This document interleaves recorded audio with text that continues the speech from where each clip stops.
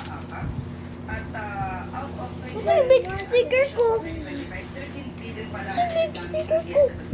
So may natitira pa po 13 billion na pwedeng nilang gamitin at the end of 2026. Ang AKAP ay programang isinulong ni House Speaker Martin Romualdez bilang ayuda para sa mga minimum wage at low-income earners. May mga bumatikos dito dahil isinigil tumayo ang alokasyon sa Bicameral Conference Committee para sa 2025 budget. Sabi ni Budget Secretary Atena Pangandaman, nasa mga kongresista daw kung gusto nilang dagyan ng pondo ang AKAP sa 2026 budget. Pero meron siyang paalala. So, nasa Congress na po kung gusto nilang idagdag ito ulit. Pero sa amin Huwag niyong pakialaman ang hindi sa Pabili inyo. po, please. Tumigil ka. Kukunin niya yung sa'yo. Sige. Proposal sa 2026 budget na hindi naaayon sa prioridad ng kanyang administrasyon. ang masakit po kasi pag nabibito, kunyari, ilagay po nila, tapos hindi natin priority, tapos binito natin, tanggal mo lang po yan. Hindi naman po natin magagamit na photo.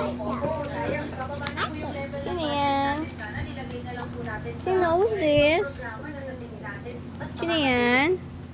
Lia, sino yan? Hi! Lia, sino yan? Si Rabol ba? Iyaan mo siya, Bi. Si Lia ka ba? Sino ang pangalan? Papalap pa to?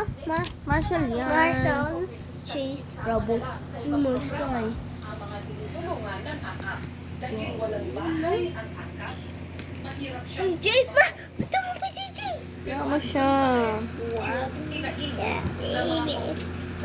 Na baka sa 2027, Mama pa kayo. ito or kung ma-expand ngayon yung coverage ng AKIS. Talagang Patingin. dahil yung isang programa na naging monaks. Si House Committee on Public Accounts Chair Kenny Ligon, yung pinauupaya sa House Committee on Appropriations ang pagdedesisyon kung dapat ba itong puntuhan o hindi. I'm not quite certain on what the Congress will do, whether they will restore AKAP for next year. No? Pero very important po yung CPO na kailangan po natin tulungan. Hindi lang po yung mga pinakamahirap po natin mga kababayan. Kundi kasama din po dapat yung po mga near poor natin mga kababayan. Para sa Cherry Integrated News, Tina Pangaliban Perez, Ay, budget. 24 oras. Happy Friday to you, mga kapuso! Ay, guys! Bobo! Ay, guys!